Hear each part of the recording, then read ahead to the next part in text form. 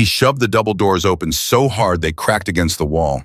The man had a gun in his right-hand finger already inside the trigger guard, and his eyes were the kind of wild that told everyone in that hallway he had already crossed a line he couldn't come back from. "Where is he?" he screamed, swinging the barrel at the front desk clerk, a 52-year-old woman named Greta, who dropped her coffee and pressed herself flat against the wall. "Ward 7, the military guy. You tell me right now or I start shooting this whole place down."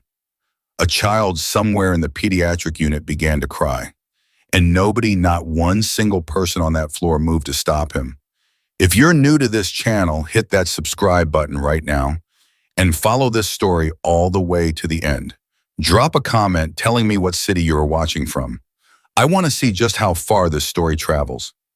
The Naval Medical Center in San Diego never truly slept. That was the first thing Ava Collins had learned when she started the night shift 14 months ago. There was always a monitor beeping somewhere down the hall, always a family member sitting in a plastic chair outside a room running their thumb across a rosary or staring at a phone screen that had stopped lighting up hours ago. The hospital breathed at night the way a living thing breathes, quietly, steadily, with an undercurrent of tension that most people learn to tune out. Ava had never learned to tune it out. That wasn't how she was built.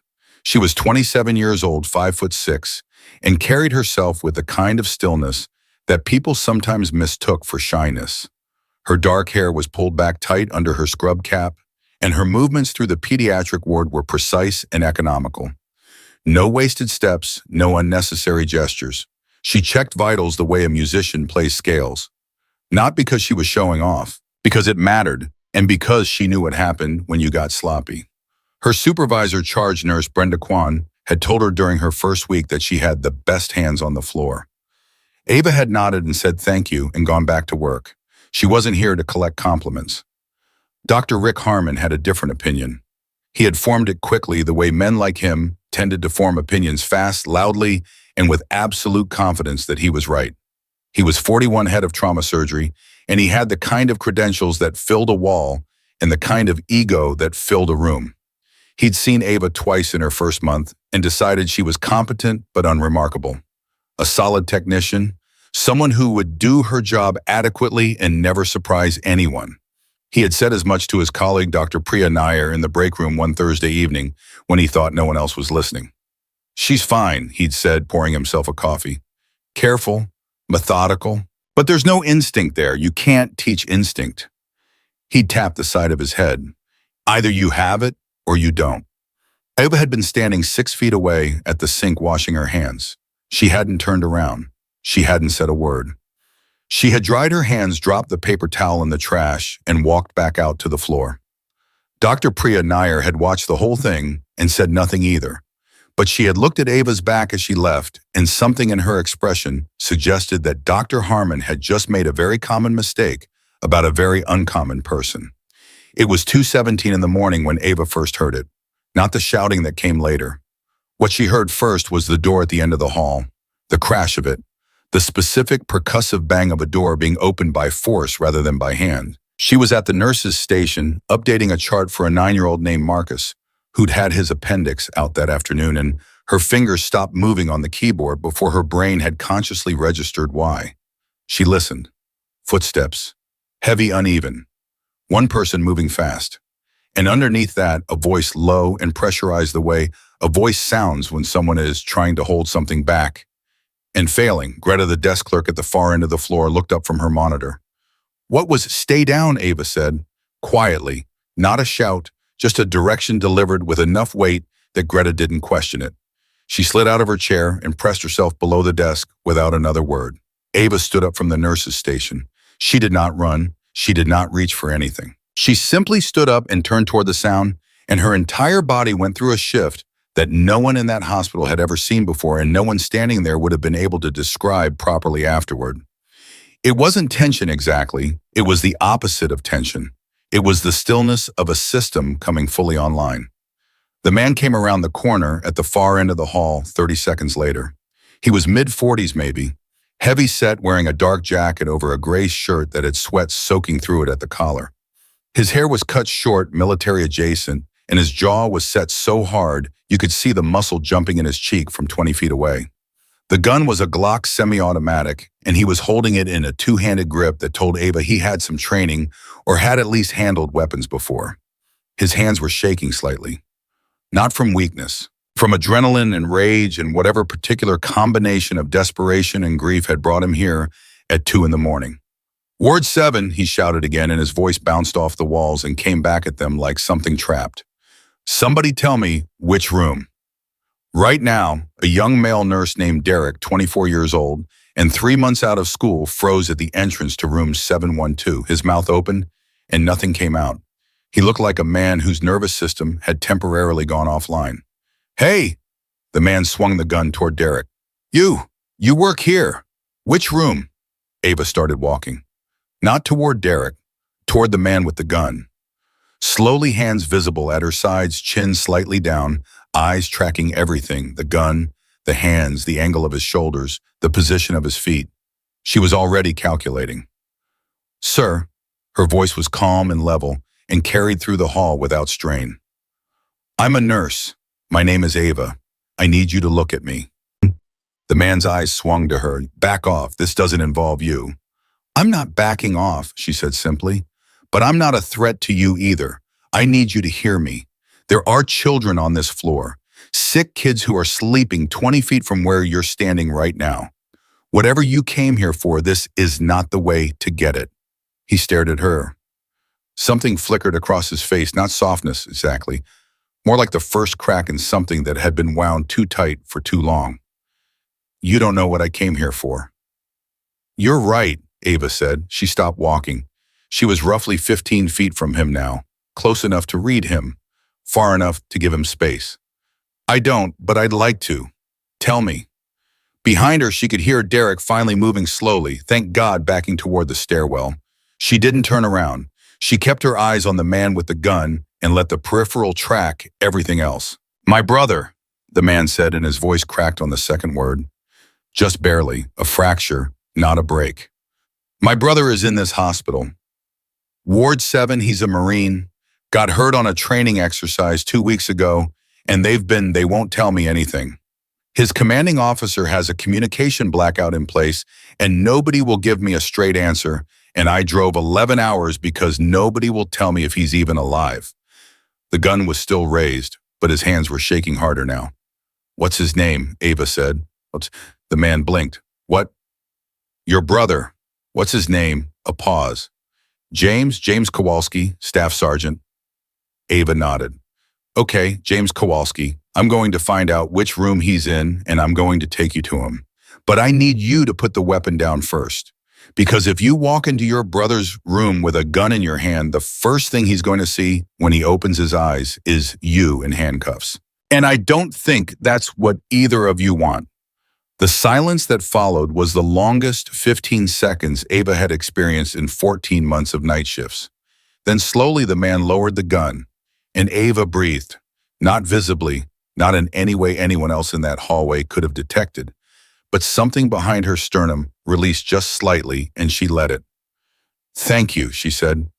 "What's your name?" "Danny," he said. "Danny Kowalski." "Okay, Danny, stay with me." She turned toward the nurse's station, and as she did, she spotted Brenda Kwan at the end of the hall. Brenda had appeared from the supervisor's office with a phone already in her hand, and her eyes were locked on Ava with an expression that was 1 part confusion, 1 part shock, and 2 parts something that looked very much like relief. Ava gave her a small, deliberate nod. Brenda understood. She turned back to the phone. Security arrived 4 minutes later. Danny Kowalski went with them without resistance. He still had the gun in his hand. He'd forgotten he was holding it somehow in the specific emotional collapse that followed the moment Ava had talked him down, and he surrendered it before they even asked. The security officer, a veteran named Carlos, who had worked the night shift for 9 years later, said he had never seen anyone de-escalate a situation that fast without backup or a plan. But that was the thing about Ava Collins. She had always had a plan. She just never told anyone about it. Derek found her 20 minutes later in the supply room, restocking the cart she'd abandoned when the situation started. He stood in the doorway and watched her for a moment, trying to find the right words and coming up short. "Ava," he finally said. "I know," she said, not looking up from the cart. He stopped, started again. How did you know he would listen? She placed a box of nitrile gloves on the second shelf and aligned it with the others. I didn't, she said. I just knew I had to give him a reason to. Derek stood there another moment. Were you scared? She looked up at him then, just briefly, and there was something in her eyes that he couldn't quite name, not coldness, not distance, but a kind of depth that didn't belong to someone who'd spent their career so far working pediatric nights in San Diego. Get some water, she said. Your hands are shaking. He looked down. They were. He went to get water, and Ava went back to work. She didn't think about Danny Kowalski again that night, not because it didn't matter, it mattered enormously. And she intended to follow up in the morning about James, but because she had learned a long time ago that thinking about what had just happened was a luxury you earned after the situation was fully resolved. Until then, you stayed in the room you were actually standing in. That was a lesson she had learned in a place very far from San Diego in a context she didn't talk about. She had been 22 when she went through selection, the youngest woman in her cohort and one of only 4 who finished. She had deployed 3 times in 4 years, once to Afghanistan, once to Syria, once to a location she still couldn't name in documents that didn't officially exist. She had worked as a special operations medic, which meant she had done things in the field that most trauma surgeons would need to be sat down to hear. She had kept people alive with materials that weren't designed for the purpose in conditions that weren't designed for human beings under pressure that most people never encountered and couldn't be trained to simulate. She had left the Army 18 months ago, not because she was broken, not because she had failed, but because she had looked at herself one morning in a forward operating base in a country she couldn't name, and she had understood clearly and without drama that she was at the edge of something, not a breakdown exactly, but a narrowing. The world had gotten very small, very tactical. Everything had become a threat assessment. She had started to see exits before she saw people. That had frightened her, not the danger she lived in, the distance she felt from everything that wasn't danger. So she had come home. She had applied to the nursing program at UCSD with her existing medical credentials and blown through the coursework in 14 months instead of 2 years. She had taken the night shift at the Naval Medical Center because it was busy and serious, and the patients needed real skill, and because at 2 in the morning, nobody asked a lot of personal questions. She had been very careful not to become a story, not to be interesting, not to be noticed in any way that would invite the kind of attention that leads to questions. Danny Kowalski had almost changed that.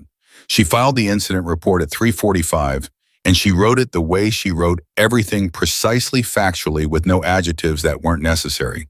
She described herself as having engaged in verbal de-escalation and assisted in ensuring patient and staff safety. She listed no specific techniques. She described no training. She put her name at the bottom and submitted it to the system and went back to the floor. At 4:30, Dr. Harmon arrived for his early rounds.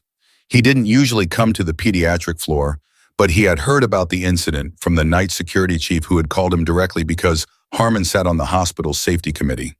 He found Ava at the nurse's station. She was writing a handover note for the day shift and didn't look up when he walked in. Collins, he said. Dr. Harmon. She kept writing. I heard what happened tonight. It's in the incident report. I read the incident report. He paused. It doesn't really capture what happened based on what Carlos told me. She looked up at him then. The situation was managed. No staff or patients were harmed. The individual was taken into custody. Harmon studied her. He was a man who prided himself on reading people. It was part of what made him a good surgeon. He believed the ability to read a room and a body, in a set of symptoms simultaneously. And what he saw in Ava Collins's face right now was something he had not been prepared for. She wasn't defensive. She wasn't proud. She wasn't looking for acknowledgement or asking him to engage with what she'd done. She was waiting for him to be finished talking so she could go back to work. You put yourself between a patient and a loaded weapon, he said. I put myself between a distressed man in an escalating situation, she said. There's a difference. He wasn't going to shoot anyone. He was looking for his brother. He needed someone to slow everything down. And you knew that how, a pause, brief. She looked at him steadily. I've seen people holding guns before, she said. I know what it looks like when someone wants to use one, and what it looks like when they're holding one because they don't know what else to do." Harmon was quiet for a moment. "Where have you seen people holding guns?" "I grew up in Kentucky," she said, and she looked back down at her notes. Harmon stood there another beat. Then he said, "Good work, Collins," and walked away. And Ava Collins let out a breath that was not quite a sigh and wrote the last two lines of her handover note and capped her pen. She had almost told him. For a fraction of a second, something in her had almost surfaced, the real answer, the actual history, the name she hadn't used since she signed her separation papers. She had felt it rise, and she had pressed it back down with the practiced efficiency of someone who had done that particular exercise many, many times, but it had risen, and that was new. In the locker room just before 6, she sat on the bench for longer than she usually did. The day shift was starting to come in. She could hear voices in the hallway, the particular energy of people arriving somewhere rather than people leaving. And she sat in the quiet of the locker room, and she thought about Danny Kowalski's hands shaking as he finally lowered the gun. She had been in rooms with far more guns than that. She had been in rooms where the outcome was not de-escalation but engagement, and where the thing that had kept her and the people around her alive was not words, but a set of skills she had spent years acquiring and had never intended to use again in the continental United States. She stood up, she put on her jacket, she closed her locker and turned the combination lock. She would come back tomorrow night. She would check on Marcus's appendix scar and make sure the 17-year-old in 708 was keeping his fluid intake up, and she would update the charts, and she would be to everyone who saw her exactly what she appeared to be. That was the plan. She walked out into the San Diego morning. The sky was doing that particular pale gold thing it did when the sun was just cresting, and she drove home and she made coffee and she sat at her kitchen table and she thought about the gun in Danny Kowalski's hand and how his voice had cracked on the word brother. And she understood, in the way she always understood these things clearly without flinching, that tonight was not the end of something. It was the beginning of something. She just didn't know what yet. She slept 4 hours, maybe 4.5. She never slept more than that anymore, hadn't in years, and her body had long since stopped asking for anything different. She was up by 10:30, coffee in hand, standing at the kitchen window, watching a neighbor walk a golden retriever down the sidewalk below. Normal things, ordinary things, the kind of things she had come back for. She thought about James Kowalski. She had followed up before leaving the hospital. It took her 20 minutes of careful navigation, the right questions to the right people in the right order, to confirm that Staff Sergeant James Kowalski was in room 714, Ward 7, recovering from a spinal compression injury sustained during a parachute training exercise. He was stable. He was conscious. He had been told his brother had come to the hospital and had caused a scene, and according to the night floor nurse on Ward 7, James had closed his eyes and said, "That sounds about right," and asked for his phone. Danny Kowalski had been detained, interviewed by hospital security and a responding officer, and released without charges after it was confirmed that no shots had been fired and no one had been physically harmed. He had been escorted to his brother's room at 4 in the morning, and a nurse named Felicia had heard the two of them talking in low voices when she walked past the door at 4:40. Ava had exhaled at that, fully this time. She put on her running shoes at 11 and went out for 6 miles, the same route she ran 3 times a week along the waterfront. She kept a pace that looked casual to anyone watching, but was in fact precisely calibrated, the kind of run that does not empty the mind so much as organize it. She sorted through the previous night the way she sorted through anything difficult, systematically, without sentiment, looking for what she had done right and what she could have done better. She had done most of it right. She knew that. But there was a moment, just one, when Danny had shifted his weight to the right and his grip on the gun had tightened, and she had calculated the exact sequence of steps it would take to close the distance and disarm him before he could bring the barrel up. She had been ready to do it. She had been a decision away from doing it.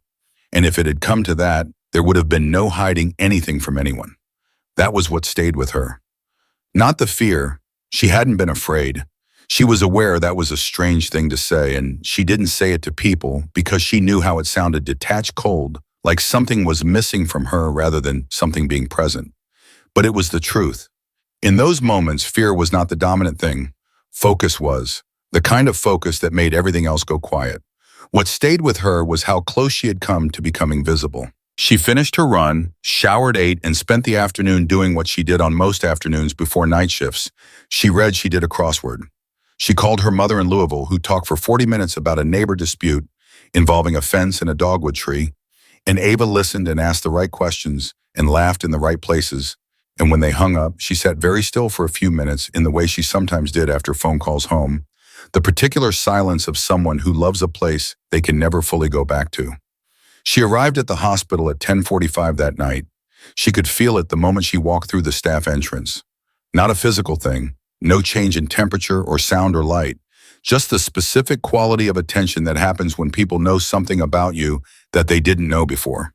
She saw it in the way Maria from respiratory therapy glanced at her and then looked quickly away. She saw it in the way the security guard at the desk, a young guy named Tomas, who had never paid her particular attention before, straightened slightly as she passed and gave her a nod that was different from his usual nod. Word had moved through the building the way word always moves through hospitals, fast and thorough, and with embellishments neither party intended. Brenda Kwan was waiting for her at the nurse's station. "Before you clock in," Brenda said. Ava set her bag down. "Okay. I want to know what I'm looking at."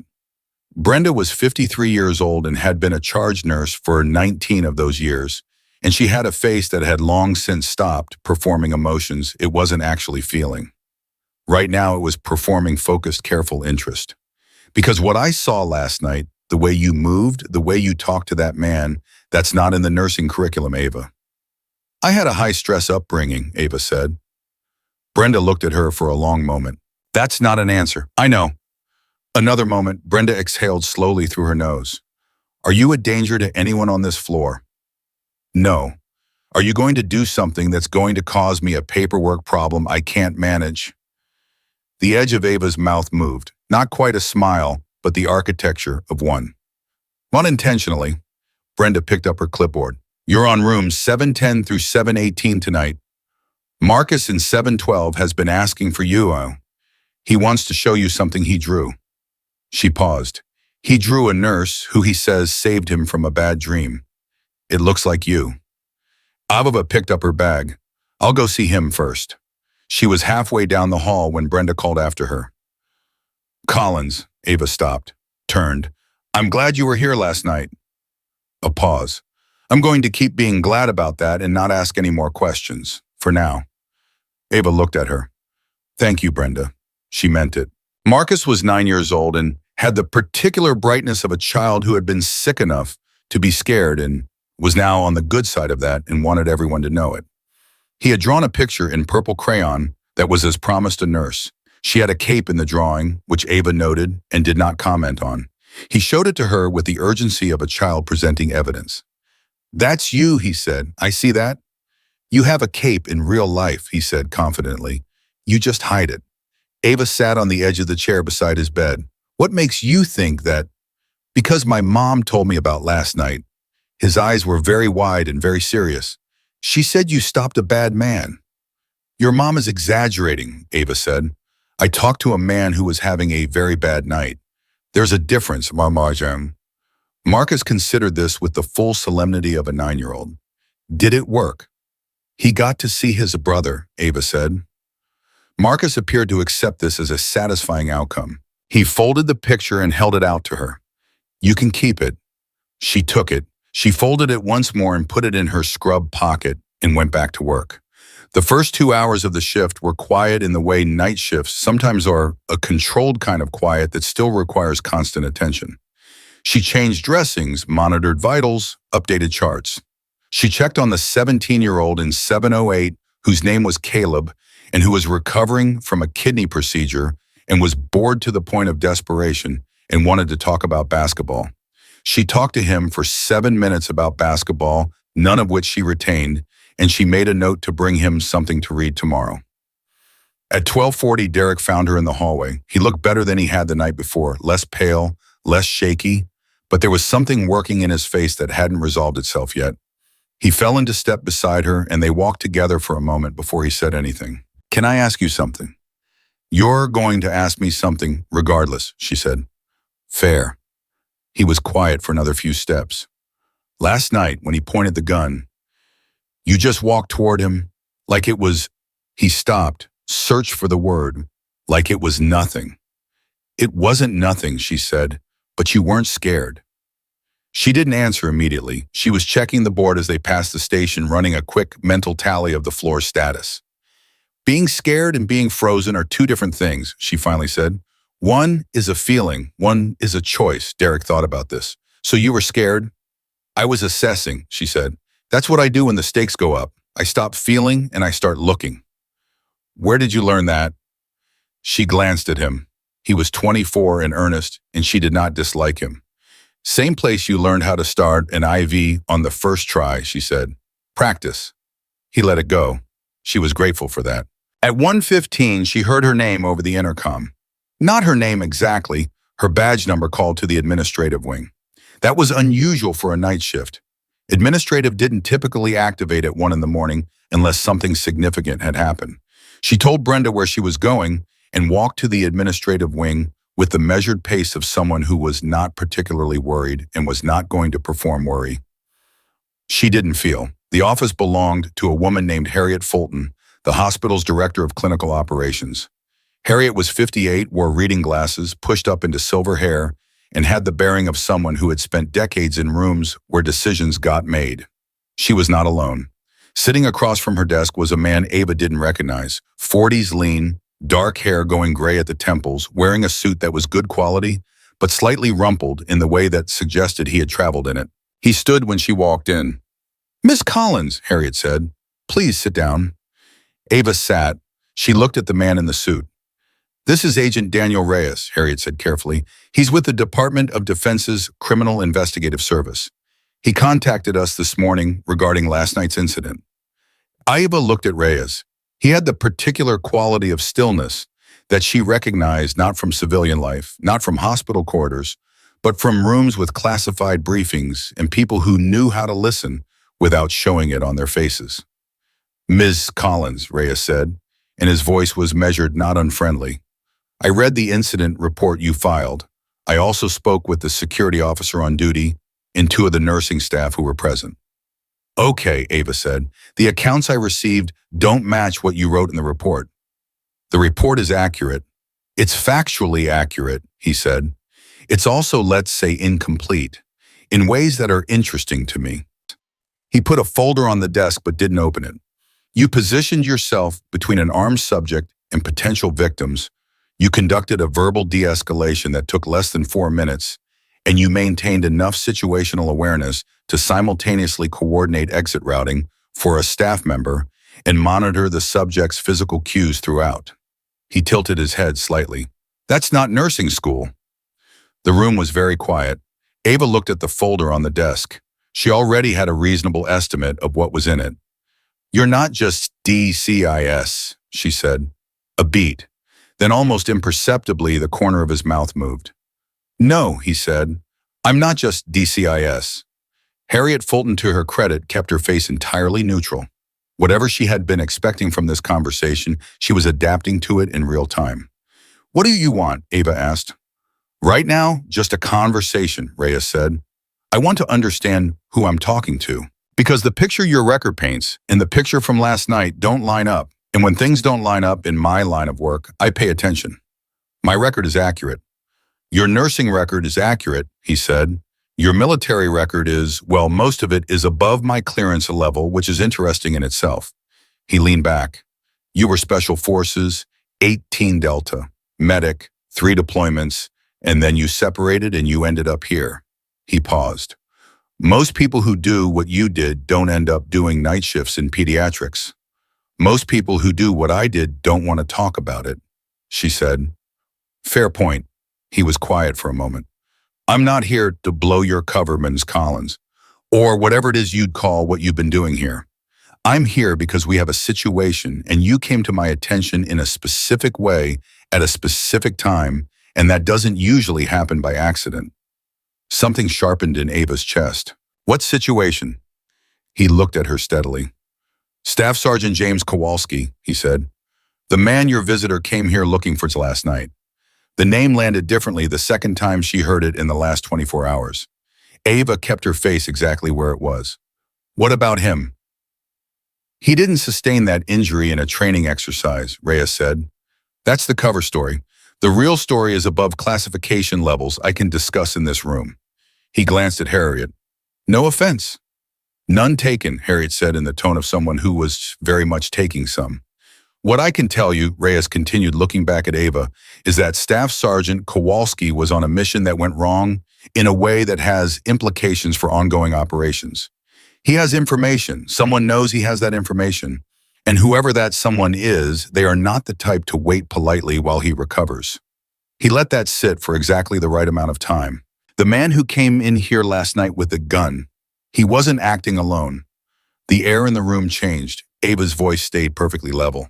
You think he was sent? I think it's possible. His panic was real, and his reasons were genuine, Reyes said. I also think it's possible that someone knew exactly how to trigger that panic, that someone gave Danny Kowalski just enough wrong information about his brother's condition to make him drive 11 hours through the night in a state of blind terror.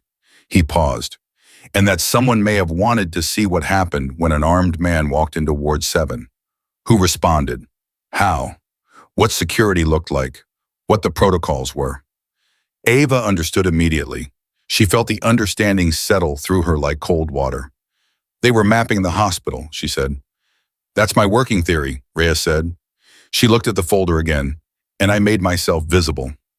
You made yourself very visible, he said. Not accusatory, just factual, which is how you ended up in this office at 1 a.m.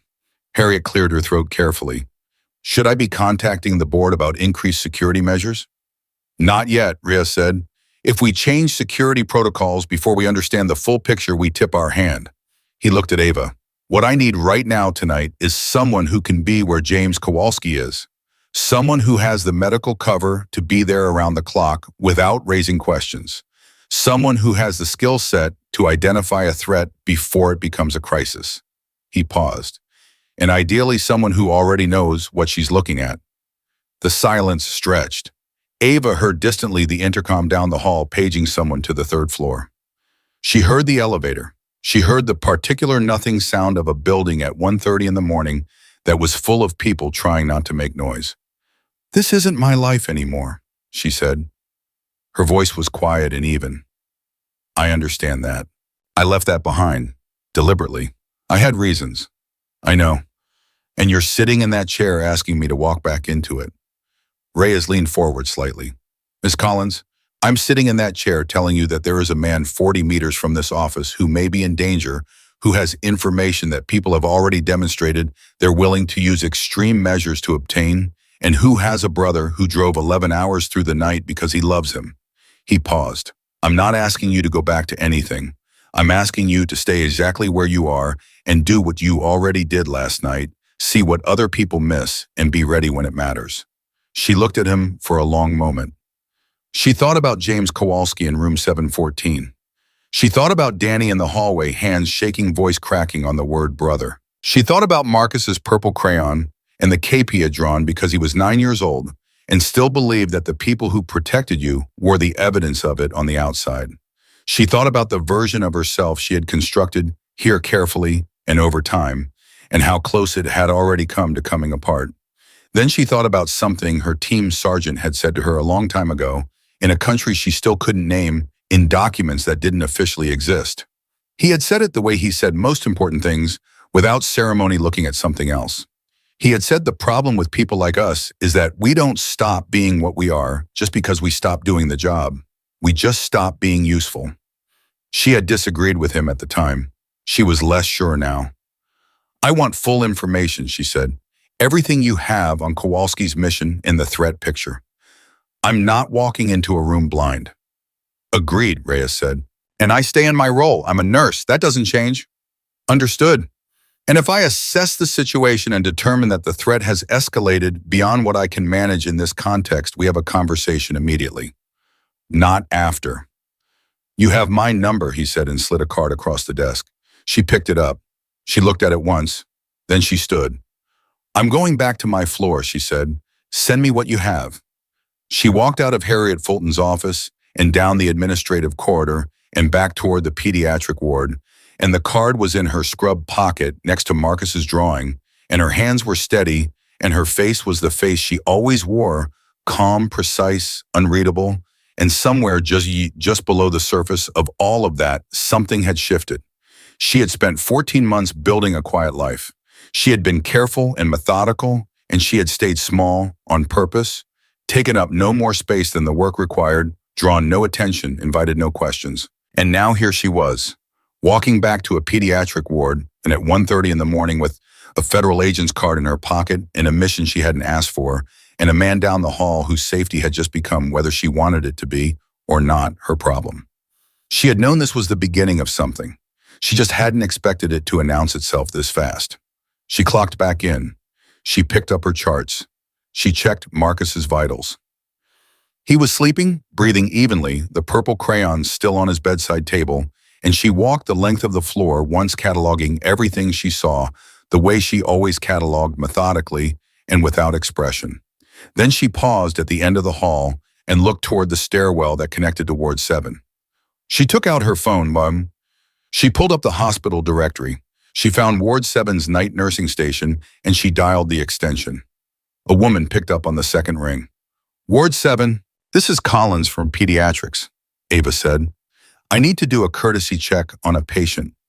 Room 714, I'll be there in 5 minutes." A pause. "Sure, go ahead. He's awake, actually. He's been awake most of the night." "Thank you," Ava said and hung up. She put the phone away. She straightened her badge. She walked to the stairwell and pushed open the door and began climbing. Whatever was waiting on the other side of Ward 7, she was already running the numbers, already reading the angles, already without meaning to becoming exactly what she had spent 14 months trying not to be. The elevator would have been faster. She took the stairs because she needed to think, and because she was not, in the end, the kind of person who took shortcuts into situations she didn't fully understand. Not when the stakes were real. Not when someone's life was the variable. She pushed open the door to Ward 7. She walked to room 714. She knocked twice quietly and opened the door. James Kowalski was awake. He was lying on his back neck, brace in place IV in his left arm, and he looked at her when she came in with eyes that were clear and sharp, despite everything the eyes of someone who had not even in this stopped paying attention. She stood at the foot of his bed. She looked at him. He looked at her. "You're not my regular nurse," he said. "No," she said. "I'm not." A beat. Something moved through his face, recognition maybe, or the beginning of it. "Who sent you?" She pulled the chair close and sat down. "Nobody sent me," she said. "I'm here because your brother drove 11 hours through the night, and I'm the person who talked him down, and because I think you should know that." She paused. "And because I think you know that's not the only reason I'm here." James Kowalski looked at her for a long moment. Then he said, "Close the door." She closed the door herself. Then she turned back to him and took the chair beside his bed, close enough to speak low, far enough to give him room to decide how much he wanted to say. James Kowalski was 34. She could see that now up close with the fluorescent light doing what fluorescent light does to a face. He looked older than his file would suggest, in the way that people who have operated in extreme conditions always look older. Not worn out, just weighted. Like someone who had been carrying a precise and significant amount of pressure for a very long time and had simply grown to accommodate it. He looked at her with those clear, sharp eyes and he said, "You talked Danny down." "Yes." "He had a gun." "He did." James was quiet for a moment. "Danny doesn't handle bad news well. Never did, even when we were kids." His jaw shifted. "Someone told him I was dying. That's the only thing that would have made him drive like that." "Someone gave him wrong information," Ava said. "Deliberately, I think." The word deliberately landed in the room like something with weight. She watched James process it, not with surprise, she noticed, but with the specific grim confirmation of a man hearing spoken aloud what he had already been quietly calculating. "How long have you been a nurse?" he asked. 14 months, she said, "at this hospital." "And before that," she looked at him steadily. "You first," she said. "You asked me to close the door. That means you want to talk, so talk." Another beat. He shifted slightly against the pillow, and she saw the micro flash of pain that crossed his face, controlled, suppressed but there. The neck brace was restricting movement that his body was still instinctively trying to make.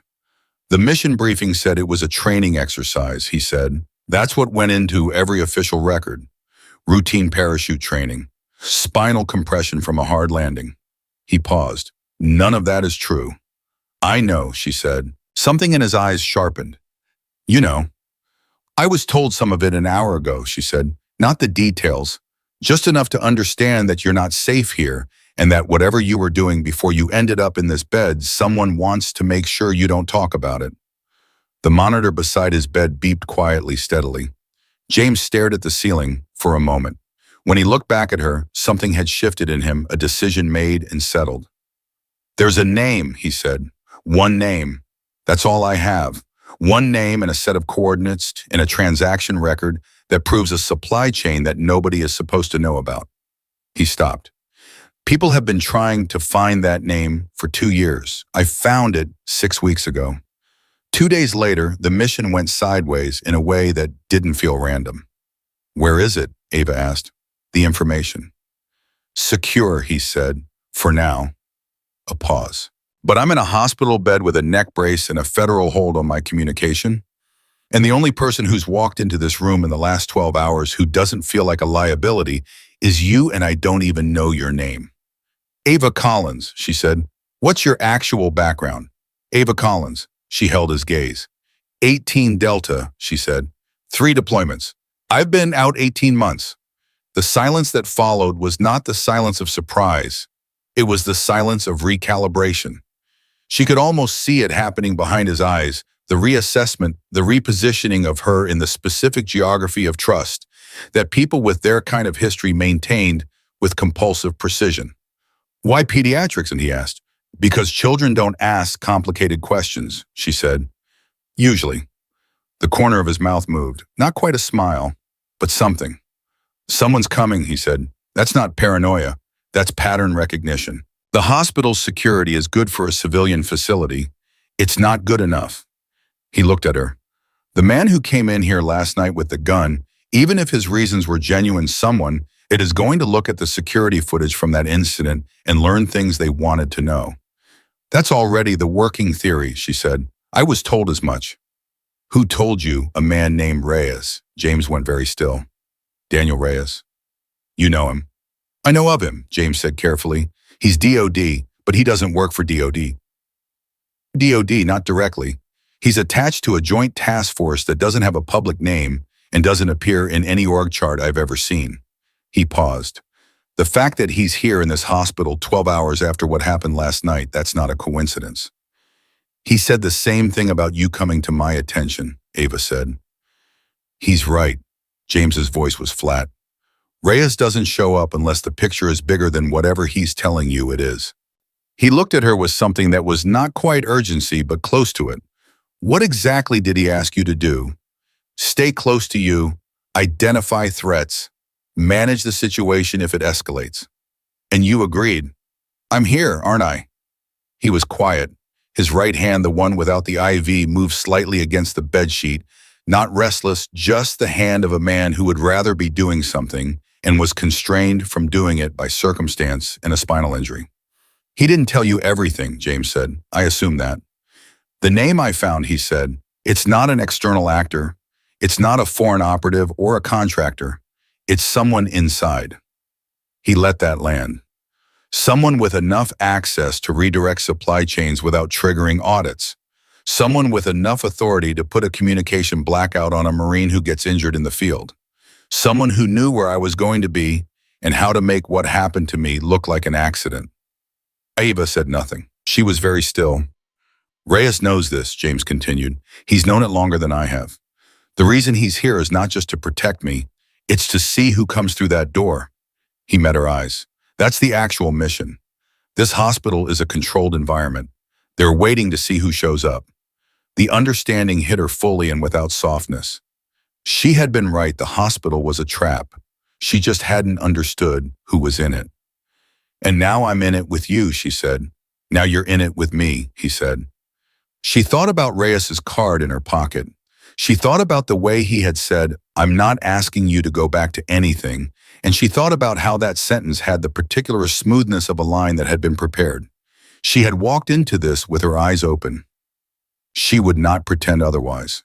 But there was a difference between open eyes and full information, and she was now understanding the gap between the two.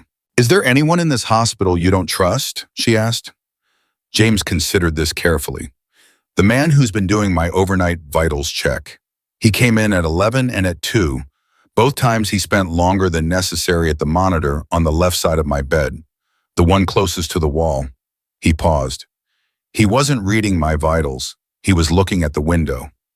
Something cold moved through Ava's chest. What does he look like? James described him. Medium height, broad through the shoulders, dark complexion, you see, D badge, worn slightly lower than regulation. Ava ran the description through her mental inventory of the hospital's night staff. It didn't match anyone she knew from her floor. It didn't match anyone she had seen in orientation. What name was on the badge? She asked. Couldn't see it from this angle, James said, but it was the wrong color. She understood immediately. Night shift clinical staff wore blue badge lanyards. The badge he was describing was darker. Security color, she said. Or someone who grabbed the wrong lanyard, James said. Or someone who grabbed it on purpose, because they knew nobody checks at 2 in the morning. She was already standing. I'm going to make a call, she said. Don't let anyone in this room who you don't recognize until I get back. If someone comes in anyway, you hit the call button, and you do not stop hitting it. I'm aware of how to signal distress, he said dryly. I know you are, she said. I'm saying it anyway. She was in the hall in 4 seconds. She pulled out her phone and dialed Reyes before she had taken 5 steps. He picked up on the second ring, which meant he was awake and close. There's someone on this floor who doesn't belong, she said. Medium height, broad build, wrong lanyard color. He's been in Kowalski's room twice tonight under the guise of doing vitals. I think he was assessing the room. A pause on the line. Then Reyes said, Don't engage. Go back to your floor. Let me handle. He's already had 2 windows to do whatever he came to do, she said. If we wait for your team to mobilize, we lose him. Tell me if you have anyone in the building right now. Another pause. Longer. 2, he said. 1 in the lobby, 1 on the 2nd floor. I need one of them on Ward 7. Now. She was already moving toward the nursing station at the end of the hall, and I need the security footage from room 714 for the last 6 hours. Collins. I'm already in it, she said. You put me here, work with me. A beat. Then my guy on 2 will be there in 90 seconds. Don't do anything until he arrives. She hung up. She reached the nursing station and the night nurse there, a woman named Sylvia, 61 years old and unflappable, in the way of people who have worked nights for 3 decades, looked up at her with the calm curiosity of someone who has seen many things and learned to pace her alarm appropriately. The man who checked room 714 at 11 and again at 2, Ava said. Was he on your assignment sheet? Sylvia's eyes moved to her board. She ran her finger along the column. Her finger stopped. She looked up. No, she said. Her voice was entirely level, but something had entered it. He's not on my sheet. I thought Dr. Harmon might have sent someone for a secondary check. Dr. Harmon isn't on this ward tonight, Ava said. Sylvia put down the clipboard. No, she said. He's not.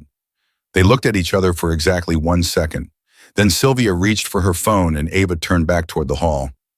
Reyes's man arrived in 88 seconds.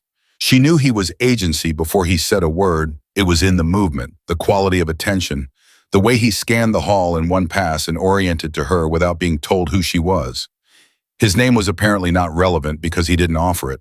He was late 30s, compact, and he had the look of someone who had recently been sitting very still waiting for something to happen. Where was he last? He said. Room 714, approximately 40 minutes ago. Ava said. I don't know if he's still on the floor. Description. She gave it again. He nodded once and moved. She watched him go and then turned back to Ward 7's nursing station because she was still technically a nurse. And there were 6 other patients on this floor whose safety also mattered regardless of what was happening in room 714. Sylvia was on the phone with hospital security when Ava came back. She was describing the unauthorized personnel situation in the measured, non-panicking tones of someone who understood that tone of voice was itself a clinical tool. It was at this moment that the door to the stairwell at the far end of the hall opened. The man who came through it was moving fast. Not running fast was not the same as running. And she had been taught the difference by people who had made that distinction matter in conditions where it was the difference between being noticed and not being noticed. He was wearing scrubs that were slightly too large, and the badge on the wrong colored lanyard swung as he moved. He was heading for the elevator, not the nursing station. He had the compact, weight-forward stride of someone executing a departure. Ava stepped into the center of the hall, not dramatically, not with her arms out or her voice raised. She simply occupied the space between him and the elevator and stood there. And that was enough to make him stop, because the only alternative was to go through her, and that would have been loud. He stopped. They were 8 feet apart. His eyes assessed her in the fast, practiced way of someone who has been trained to assess moving from her hands to her stance to the exit behind her in about 3/4 of a second. She did the same to him, and what she saw was right-handed weight on his left foot, something in his right jacket pocket that had mass, no visible backup, and eyes that were working very hard to stay calm. "You're on the wrong floor," she said. "I was doing a secondary check," he said.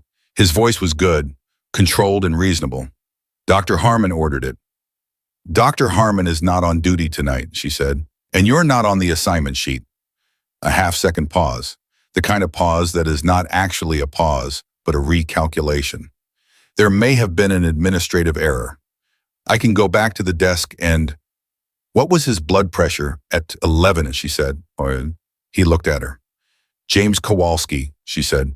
"Room 714. You checked him at 11. What were his vitals?"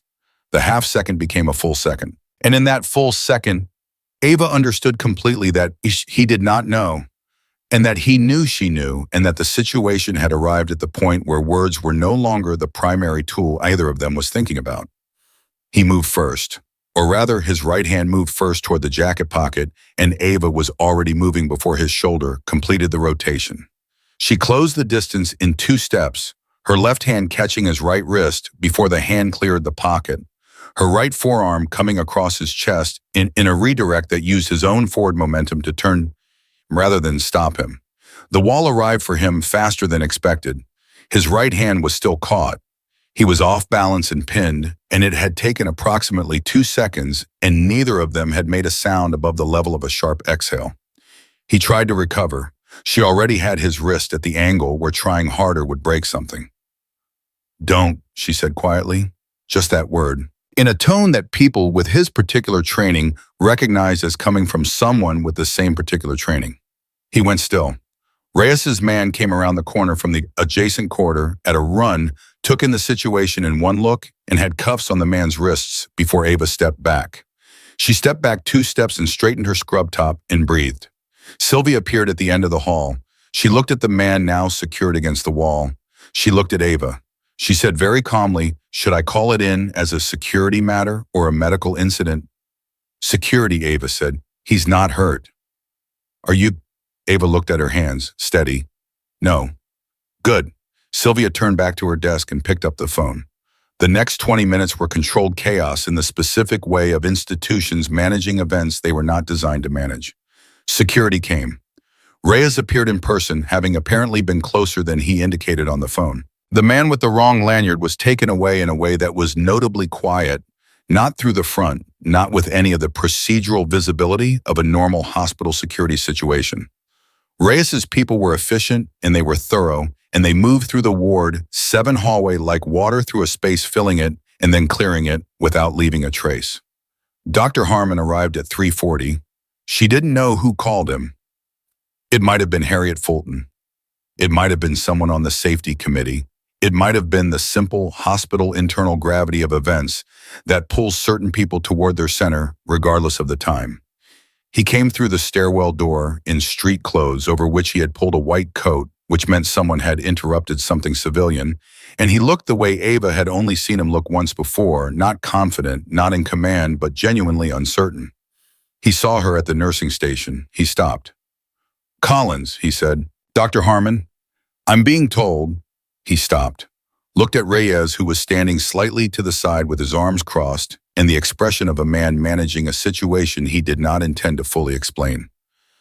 "I'm being told there was an unauthorized individual on this floor, and that a nurse from pediatrics—" He stopped again. What exactly happened? Ava looked at him. In another life, in another context, she might have let him flounder in the incomplete information a little longer. But it was almost 4 in the morning, and she was tired in a way she recognized not physical fatigue, but the tiredness of a system that has been running at full capacity for too long and knows it. Someone who was not a hospital employee gained access to this floor and to a patient's room, she said. The situation was managed. The patient is secure. She paused. You should go see him. He's been awake all night and he could use the company of someone with a stethoscope and no ulterior motives. Harmon stared at her. How did you? He stopped. You detained someone, a grown man, by yourself. I held a position until backup arrived, she said. That's all. Collins. His voice was different now, lower stripped of the professional gloss she had come to associate with Gunman. I owe you an apology. She looked at him steadily. You don't owe me anything. I told Priya you had no instinct, he said. I said you couldn't be taught it. He shook his head slightly. You heard me say that. In the break room. First month. I did. And you never said anything. There wasn't anything to say, she said. You were wrong, but you believed you were right, and the work doesn't change based on what you think of the person doing it. He was quiet for a moment. He had the particular look of a man being shown something about himself that he was not entirely prepared to see. What are you? He said, not dismissively, with genuine, almost careful curiosity. She thought about how she had answered that question or avoided answering it every time it had come up in the last 48 hours. She thought about James Kowalski in room 714, with his sharp eyes and his neck brace and the single name that was costing him everything. She thought about Marcus's purple crayon and the cape he had drawn. I'm a nurse, she said. I work the night shift. I'm good at it. She held his gaze. That's what you need to know. Harmon looked at her for another moment. Then he nodded once and walked toward room 714. She watched him go. Reyes appeared at her shoulder. That was well handled, he said. The man with the lanyard, she said. Who is he? We'll know more in a few hours, Reyes said. He's not talking right now, which tells me something. It tells you he's been trained to wait out initial questioning, she said. Yes, which means he's not a freelancer, she said. He's attached to something organized, something with resources. Yes, she turned to look at him. You have more of a picture than you are giving me. I always have more of a picture, he said with no apology in it. That's the job. Then let me ask you something directly, she said. The person James identified, the insider. Is it someone in this hospital? Reyes was quiet for precisely long enough that the silence became its own answer. Something shifted in Ava's chest. Not fear, something colder and more focused than fear. Who has access to Kowalski's room, schedule his communication hold, and enough authority to put someone on this floor in a falsified credential? Those are good questions, he said. Reyes. The hold on Kowalski's communication was authorized by 2 people, he said carefully. One of them is cleared to authorize it. The other one? He stopped. The other one shouldn't have had access to the request at all. Who? He looked at her. His expression was not evasion. It was the expression of a man calculating how much information was safe to release and arriving at a number he wasn't entirely comfortable with. Someone on this hospital's administrative staff, he said. Someone with DOD clearance ties we didn't fully map until tonight. The quiet of the ward settled around them. A monitor beeped somewhere. A door opened and closed down the hall. Ava thought about Harriet Fulton's careful, neutral face in the administrative office. She thought about the question asked before Reyes had said a single word. Please sit down. She thought about how Harriet had known to call Reyes before the morning and about how there was a specific kind of institutional composure that came from experience and a specific kind that came from preparation. She said none of this. She filed it in the part of her mind that was still running calculations. Get some sleep, Reyes said. Your shift ends in 2 hours. I'm not sleeping, she said. I know, he said. I'm saying it anyway. She almost smiled at that. She didn't. She went back to room 714. She knocked twice and opened the door, and James looked at her with those steady, weighted eyes and said, well, we got him. She said, he's in custody. Your room is secure for now. For now, James repeated. Yes, she said, for now. He exhaled slowly. the first real exhale she had seen from him. "My brother," he said. "Is he still in the building?" "He was released last night," she said, "but I think we need to talk about that." She pulled the chair close again. "Because if someone used Danny to map this hospital, they know he exists. They know you'd risk everything for him. And that means he's not safe where he is either." James looked at her, and she saw it cross his face, the thing he had been holding back, the thing underneath the operational composure and the sharp eyes and the measured voice. It was the face of a man who is very good at managing fear and is confronting the specific fear that cannot be managed away. "Then we have to move fast," he said. "Yes," she said. "We do." She leaned forward. "Tell me everything about that name. All of it. Right now, because whoever is inside this thing is already reacting to tonight, and that means we have a window that is closing, and I need to know what we're actually protecting before it does." James Kowalski looked at her for a long moment. Then he started talking.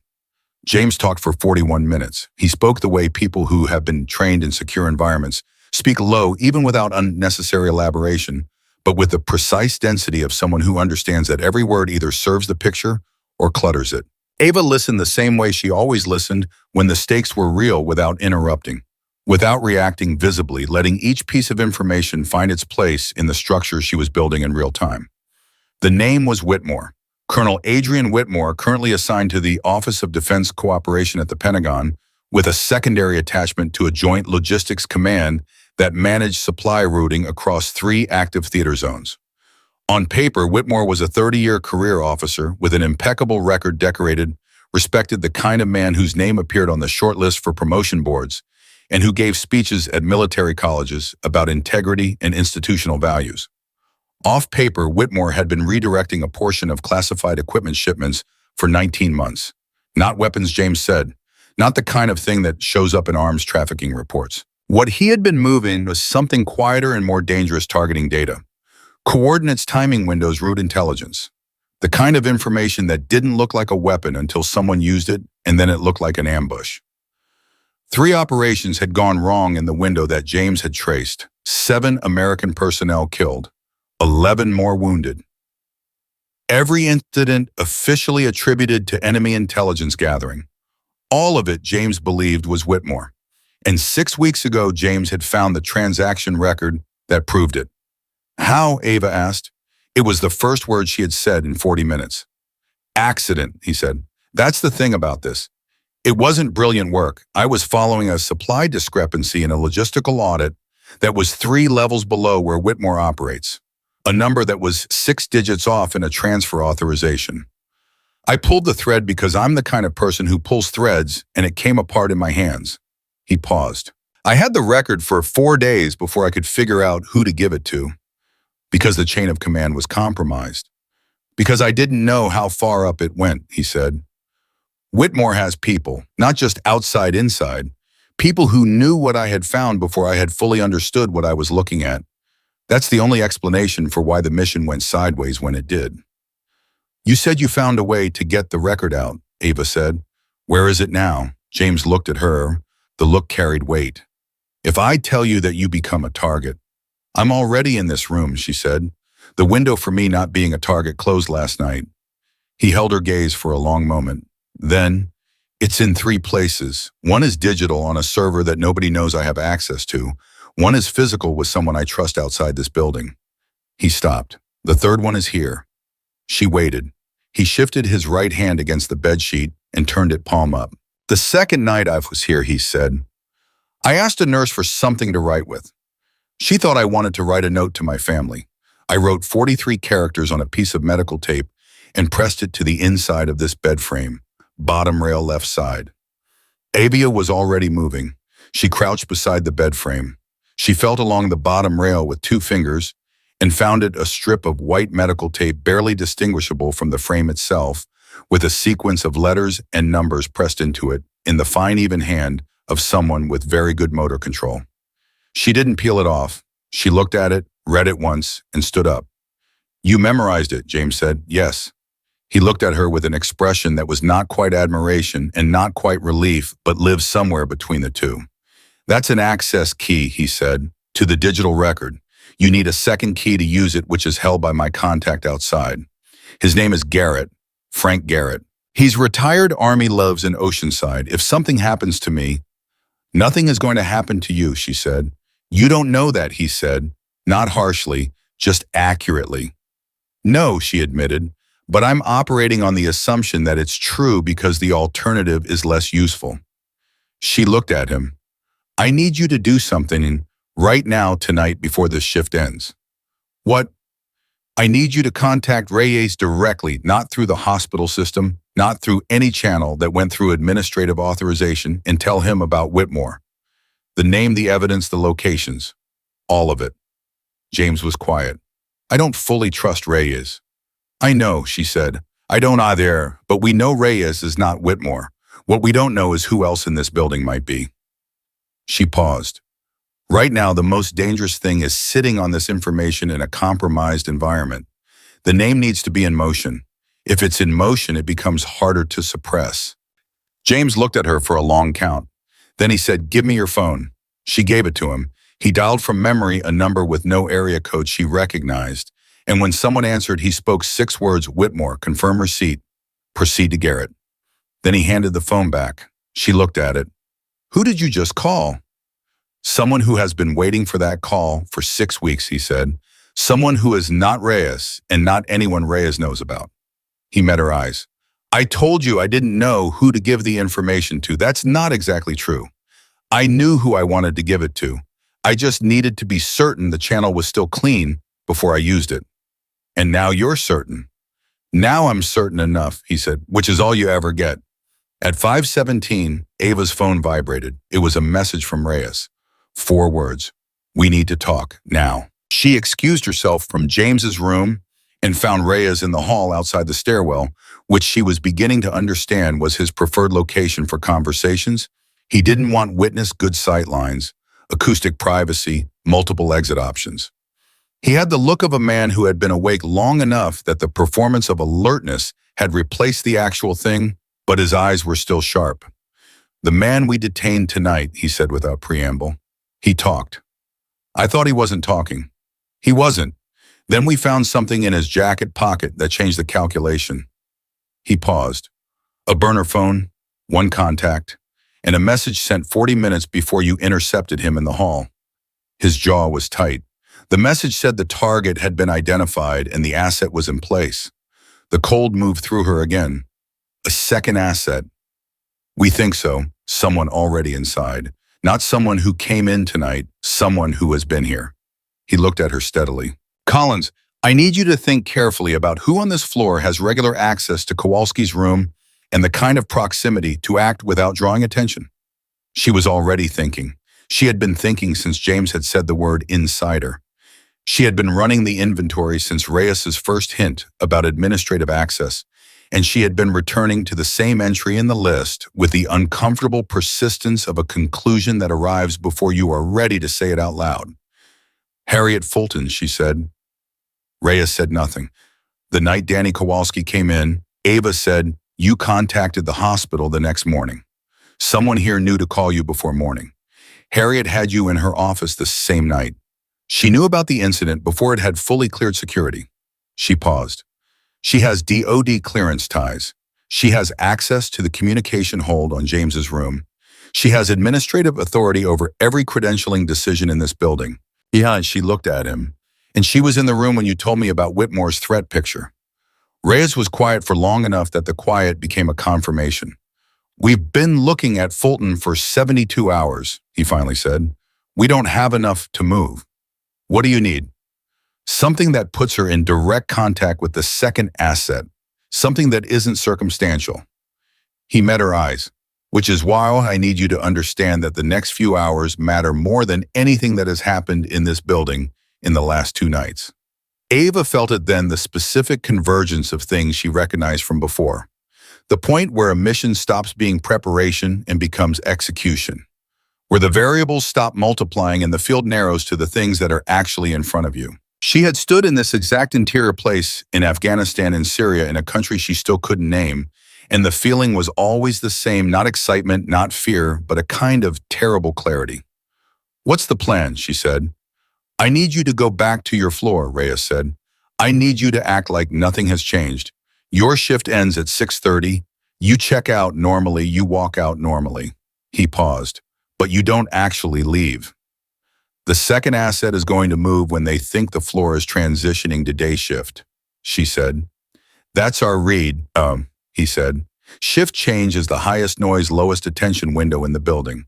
It's when the night staff is tired and the day staff is still orienting. It's when the monitors get checked and then not checked again for several minutes. It's the window. He looked at her. If someone is going to make a move on Kowalski, it happens between 6:15 and 7. She checked her watch. 47 minutes. Where do you need me? She said. I need you to be the reason they hesitate, he said. Whoever this is, they saw what you did in that hallway last night. They saw what you did tonight. If you're visible, they may wait for a cleaner window. If they wait, we find them first. She looked at him. You're using me as a deterrent. Yes. And if they decide not to wait, he held her gaze.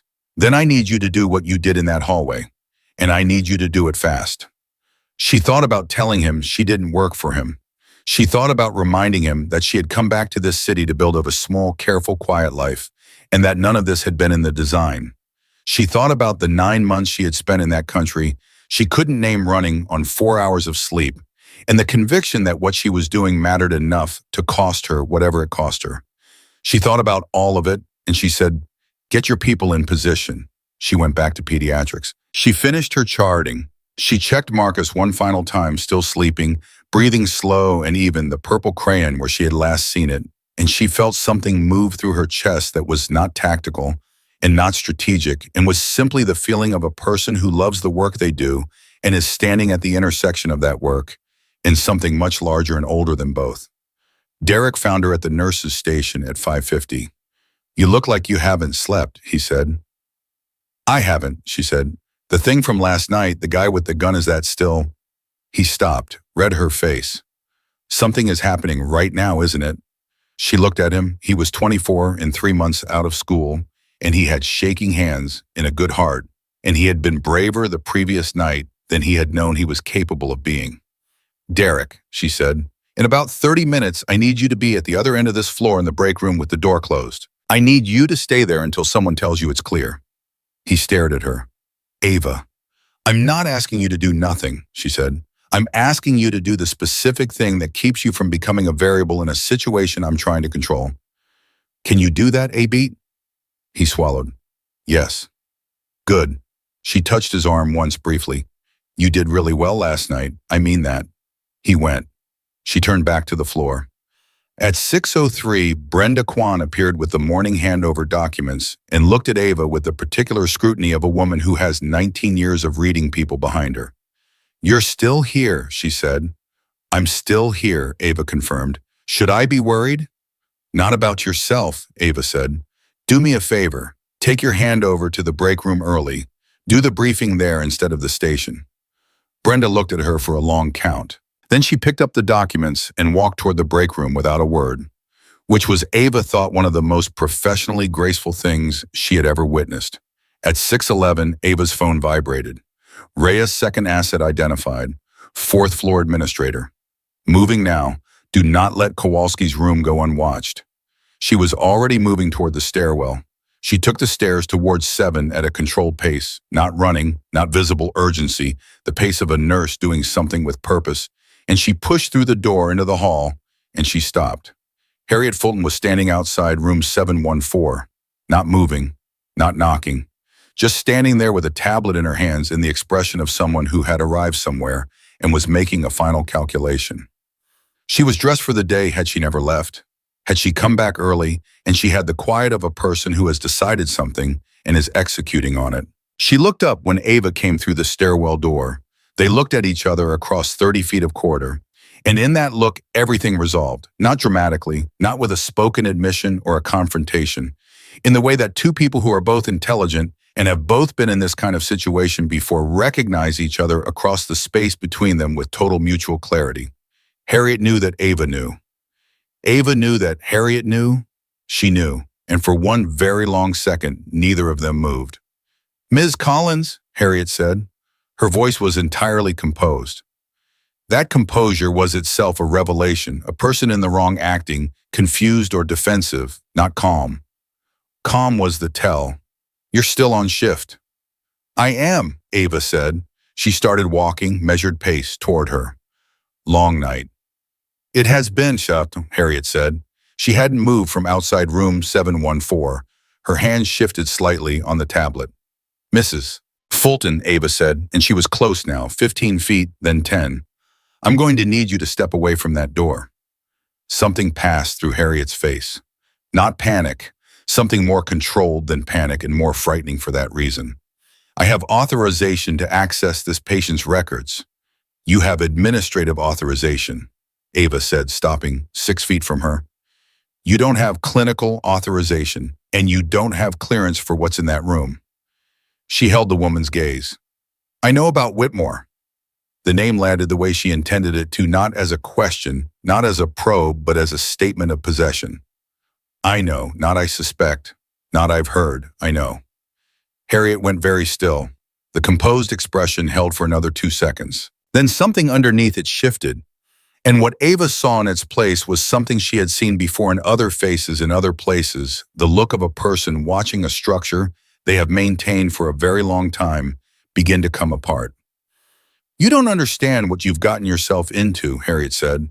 Her voice was still level, but the levelness had a different quality now, brittle like something stretched too far.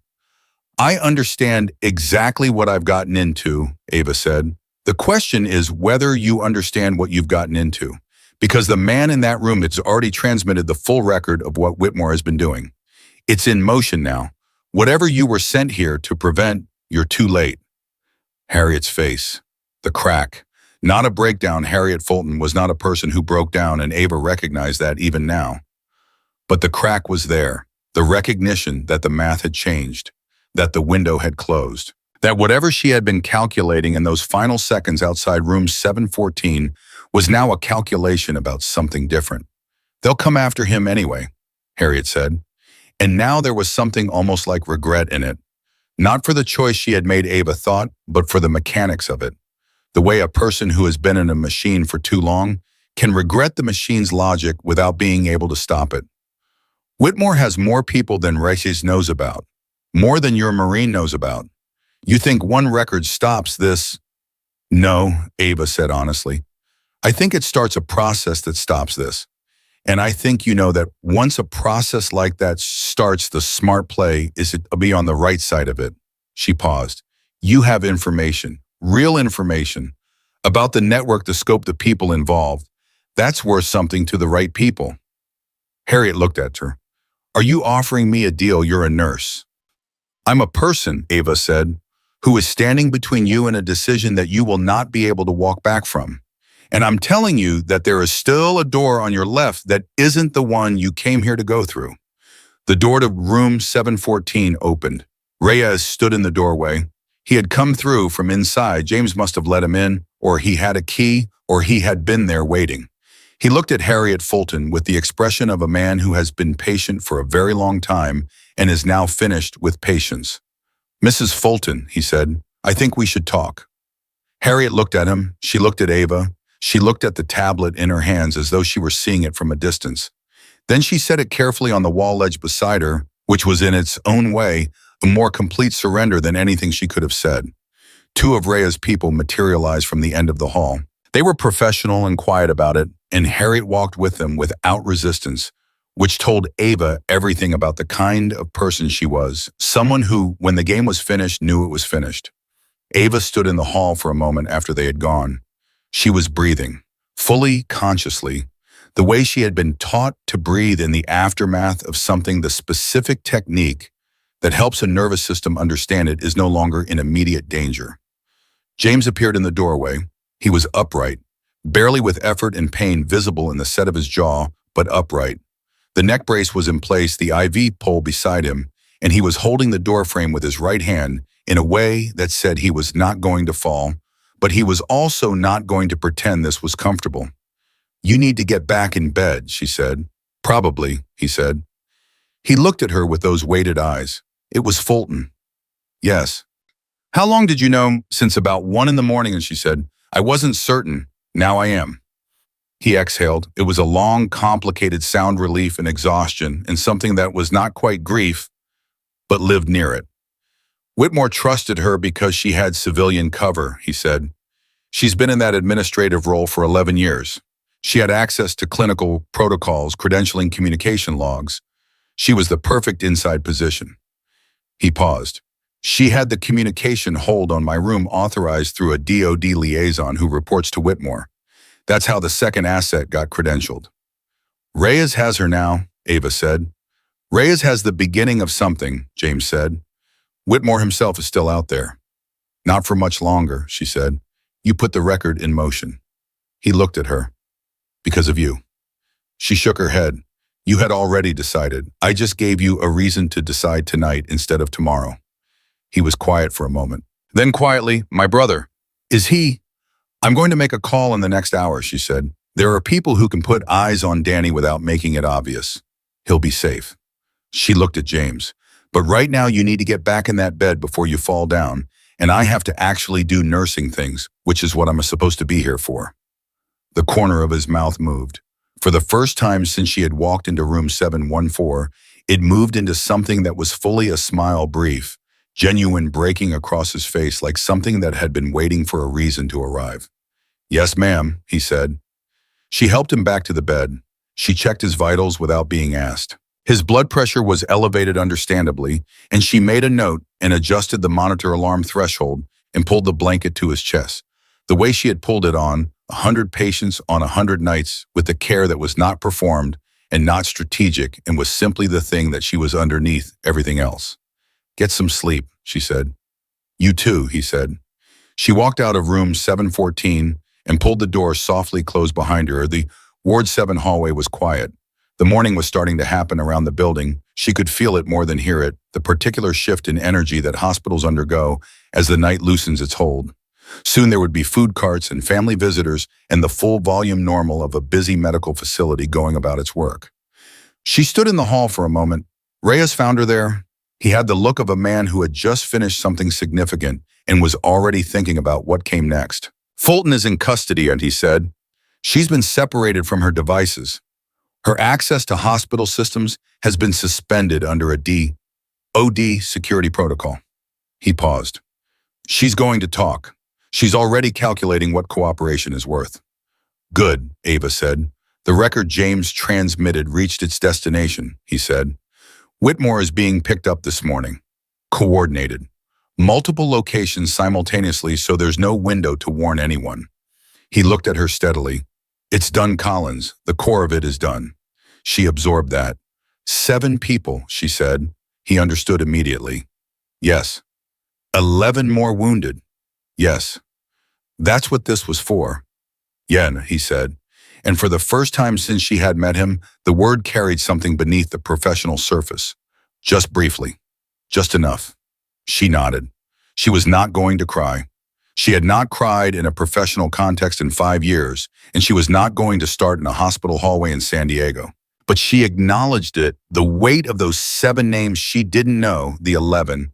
She didn't know the specific and terrible cost of a betrayal that had moved through classified channels for 19 months before a careful Marine pulling a thread on a 6-digit discrepancy had found it.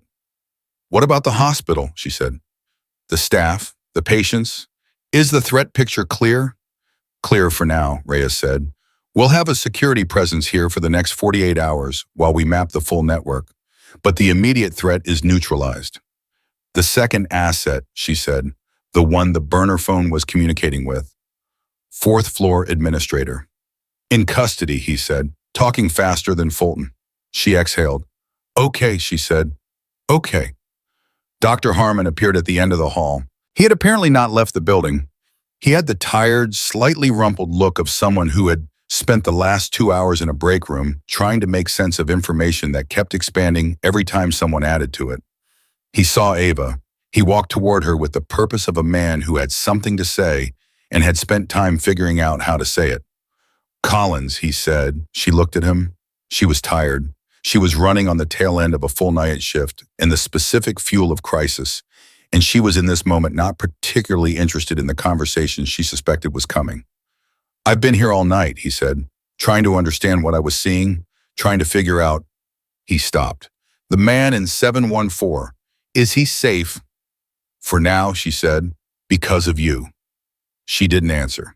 I've been sitting in that break room, Harmon said, thinking about something you said, that the work doesn't change based on what you think of the person doing it. He was quiet for a moment. I've been saying the opposite of that for 20 years. Not in those words, but that's what it comes down to. I've been deciding what people were capable of before I gave them the chance to show me. He met her eyes. You showed me something I was not prepared to see. And I needed to say that out loud to you. Not because you need it. I can see you don't need it. But because I needed to say it. She looked at him. She thought about the break room 14 months ago. The 37 seconds between when he said those words and when she dropped the paper towel in the trash and walked out. She had decided in that moment that he was not a bad person, just an overconfident one, which was a kind of blindness that sometimes corrected itself and sometimes didn't. She was glad it had. Thank you, Dr. Harmon, she said. Rick, he said, please. She almost smiled. She let herself this time, just slightly. Rick, she said. Shaya. He nodded. He looked like a man who had set something down that had been heavier than he realized. Then he looked toward room 714. Can I go check on him clinically, just as a physician? He's been awake all night with a spinal compression injury and elevated blood pressure, she said. Yes, you can go check on him. Harmon walked toward room 714. Ava stood in the hallway and watched him go. Then she looked at Reyes. I'm going back to pediatrics, she said. I have a 9-year-old who is going to wake up in about an hour and want to talk about his drawing. Reyes looked at her with something she didn't know quite how to name. Not respect. Respect was too simple. Something more considered than respect. The look of someone who has seen a great many people operate under pressure and has not often been surprised by what they find. Collins, he said. She looked at him. Whatever you thought you were running from when you took that night shift, he said, you might want to reconsider the framing. She thought about that. She thought about the word running and whether it had ever been accurate and whether the 14 months of careful quietness had been retreat or something more like patience and whether there was a difference. She didn't answer him. She walked toward the stairwell. She pushed open the door and started down. Her hands were steady. Her breathing was even.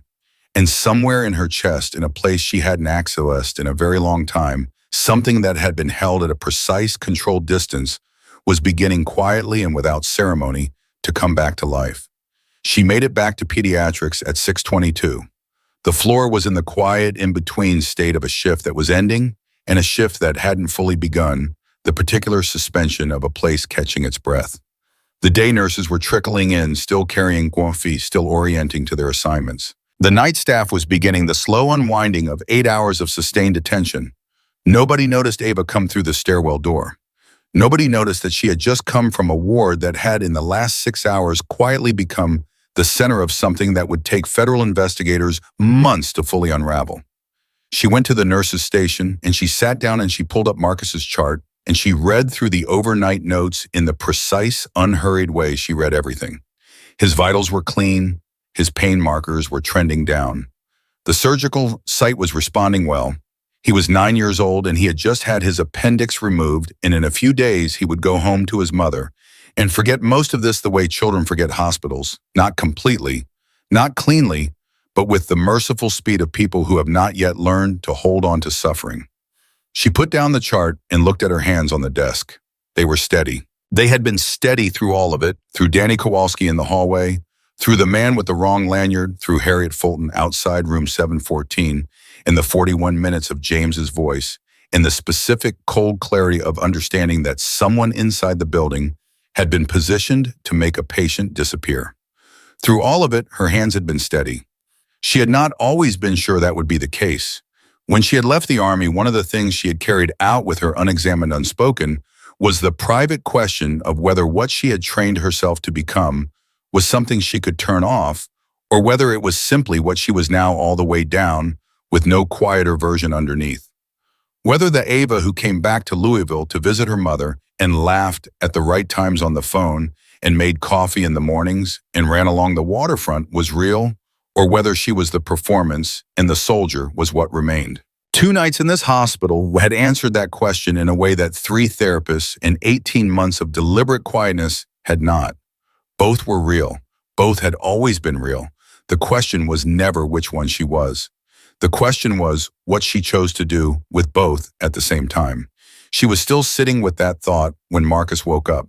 She heard him before she saw him. The small particular sound of a 9-year-old shifting in a hospital bed and discovering that shifting still hurt, followed by a sharp intake of breath, and then silence, which was the silence of a child deciding whether to cry or not. She was at his door in 4 seconds. He was awake, eyes wide, one hand pressed to his side where the incision was. He looked at her when she came in, and the decision about crying resolved immediately into not crying, which she recognized as the specific bravery of a child in front of someone they have decided is safe. "It hurts," he said. "I know," she said. "That's going to happen when you move too fast. Your body is still putting itself back together." She checked the monitor. She adjusted his position with the careful efficiency of someone who had done this 10,000 times. "Better a little," he said. He studied her face. "You look tired." "I had a long night." "Did something happen?" She looked at him. He was 9, and he was sharp in the way of children who have spent time in hospitals and learned to read the altar around them, the way adults read weather constantly, adaptively, looking for information in the smallest changes. "Yes," she said, "but it's okay now." He accepted this. Then, "Did you look at my drawing?" "I did," she said. "I have it in my pocket." His face, the particular light of a child receiving the confirmation that something they made was valued and kept. "Do you like it?" "I think it's the most accurate portrait of me I've ever seen," she said. He beamed, then winced. "Don't make me laugh," he said. "It hurts." "Then don't be funny," she said, which made him laugh again, and she watched him try to hold it in and fail, and the sound of it, real and small and uncomplicated, moved through her chest like something she hadn't known she needed. His mother arrived at 7:15. Her name was Denise, and she was 34 years old and had the appearance of a woman who had not slept properly in 3 days and was running on the specific fuel of maternal vigilance. She came through the door and went directly to Marcus, and the reunion was brief and total in the way of people who have been scared for each other and are now relieved. Then she looked at Ava. "You're the one who was here last night," she said. "I work nights," Ava said. "Marcus told me about the drawing." Denise paused. "He also told me someone came in with a gun." "He was treated for the situation," Ava said carefully. "Marcus was never in any danger." Denise looked at her for a moment. There was something working in her face, gratitude, and something else underneath it, some version of the thing parents feel when they understand from a distance how close something came without having the full picture of it. "Thank you," she said. Quiet, direct, the kind of thank you that isn't looking for a response. "He's a great kid," Ava said. She left them and went back to the floor. She had 4 more patients to check before handover was complete, and she moved through them with the same precision she always brought to this part of the shift, unhurried but efficient, thorough without being excessive. The specific quality of attention that her patients had come to expect from her on nights, the quality that Brenda Kwan had once told her, was the best she'd seen on this floor. Brenda found her at 7:40 when the handover was complete, and most of the night staff had already filtered out. "You stayed," Brenda said. "I stayed," Ava said. "The situation on Ward 7, Brenda said. Not a question, a held space." "Resolved," Ava said. "The patient is safe. The security issues have been addressed through channels above the hospital's administrative level." She looked at Brenda directly. "You should know that Harriet Fulton has been removed from her role pending a federal investigation." The information landed on Brenda's face and moved through it in stages: surprise, rapid recalibration, and then underneath it, the grim recognition of a woman who had worked in this building for 19 years and had sometimes wondered quietly about certain administrative decisions that never quite made sense. "Harriet," she said. "Yes," a pause. "How bad?" "Bad," Ava said, "but contained. The people who needed to know. The people who need to act are acting." Brenda was quiet for a long moment. She had the expression of someone reassembling a picture of an institution they thought they understood. Then she said, "You didn't just work a night shift last night." "I worked a night shift last night," Ava said. "I also did some other things." Brenda looked at her, all 19 years of professional assessment focused in one look. Who are you, Collins? Ava held her gaze. I'm a nurse, she said. I work the night shift. I'm good at it. She picked up her bag. And I'll be back tonight. Brenda watched her go. She didn't call after her. But when Ava glanced back once from the hallway, she saw Brenda standing at the nurse's station with her clipboard held against her chest.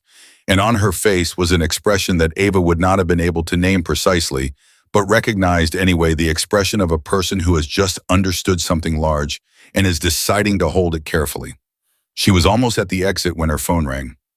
The number was one she didn't recognize, the area code she couldn't place. She answered. Collins. The voice was male, mid-50s, with the flat, regionless quality of someone who has spent decades on secure lines and has talked the identity out of his own speech patterns. My name is Hartley. You don't know me. Okay, she said.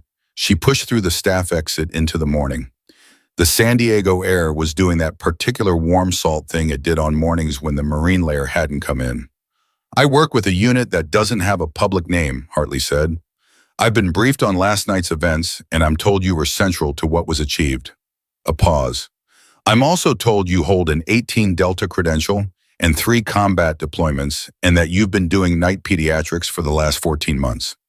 That's accurate, she said. I'm going to ask you something directly, he said, because I've been told that's the only kind of conversation worth having with you.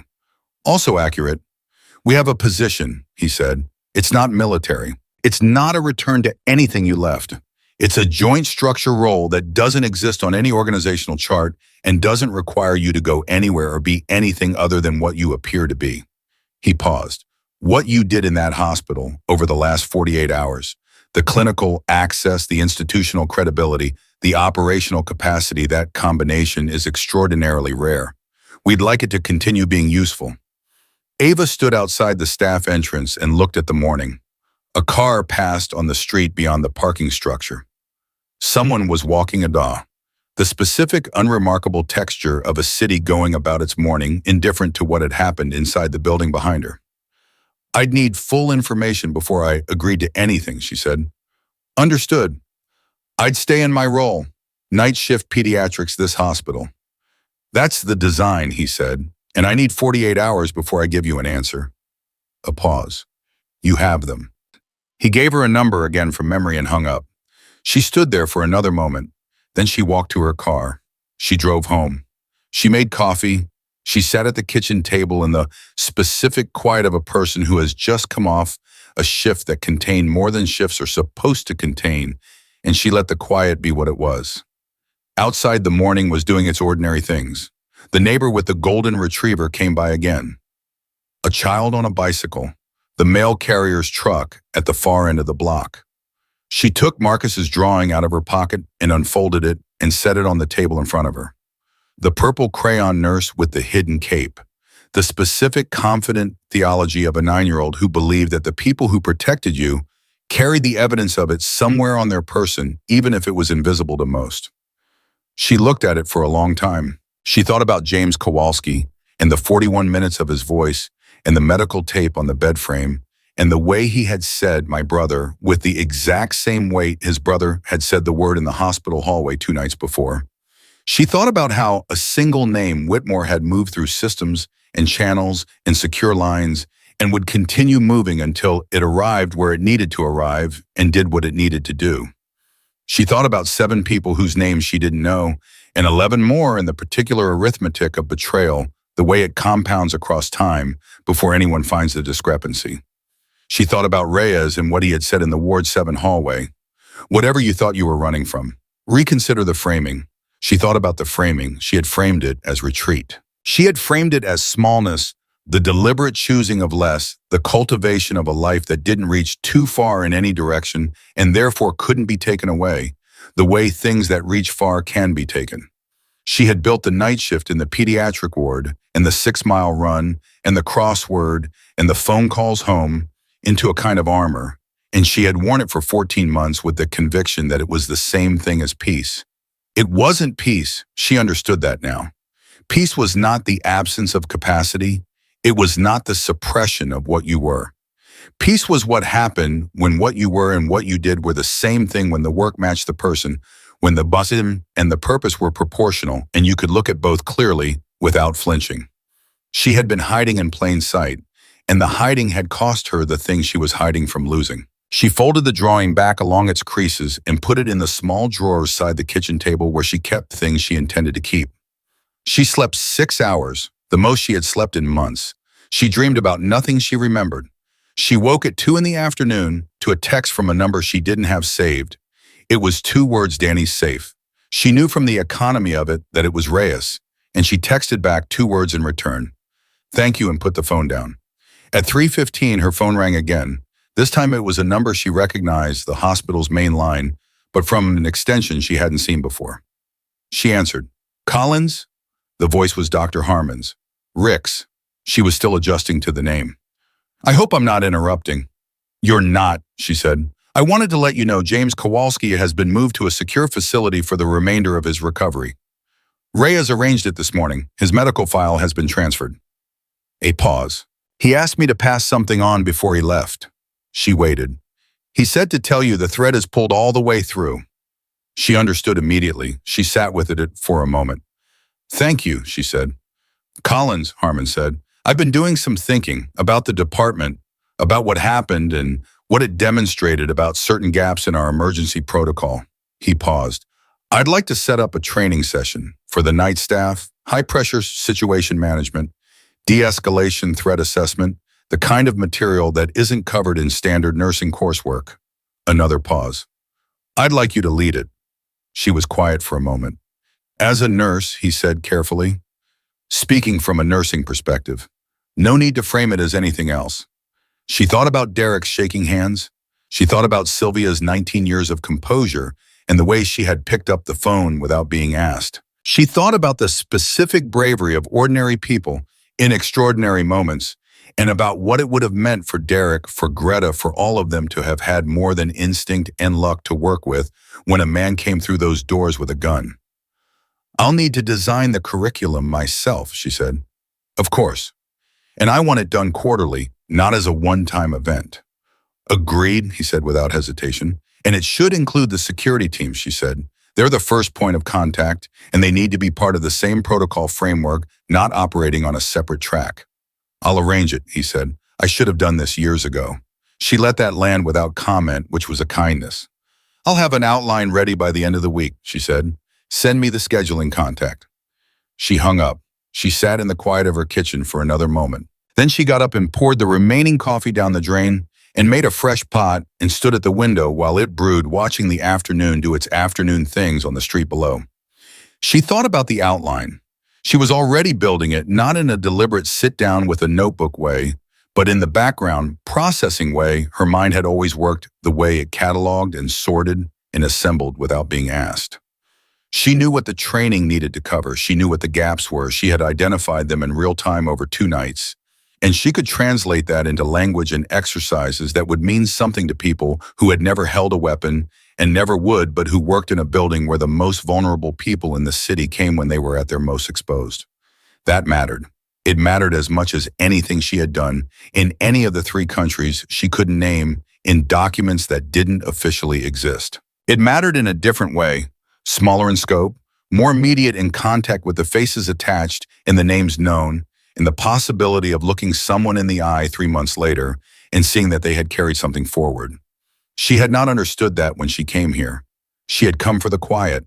She had stayed for the work. And somewhere in the last 48 hours, something had completed a circuit she hadn't known was open. She arrived at the hospital at 10:40 that night. The staff entrance, the badge swipe, the particular sound of the building at night, its breathing and its monitors and its sustained serious hum. Brenda Kwan was at the station when she came onto the floor. Collins, she said. Brenda, you're 12 minutes early. I know. Brenda looked at her. The 19-year assessment ran and completed in about 4 seconds. Then she handed her the clipboard. Room 712 has been asking for you since 8. Ava took the clipboard. Marcus is supposed to be asleep by 8. Apparently that's not something he takes seriously when there's a nurse he wants to talk to. Ava put the clipboard under her arm and walked down the hall. She knocked twice on the room 712 and opened the door. Marcus was awake. He was sitting up at an angle that was probably slightly more ambitious than his surgical sight appreciated, and he had a new drawing on the tray table in front of him, this one in blue crayon. He held it up when she came in. It was the same nurse, same cape. But in this one, the nurse was not alone.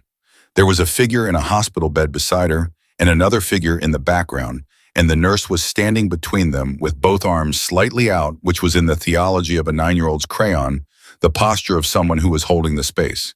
Ava looked at it for a long time. "That's what you did," Marcus said. "Mom told me more stuff about the man last night, the one who wasn't supposed to be there." He studied her face with those sharp, clear eyes. "You stopped him." "I helped," she said.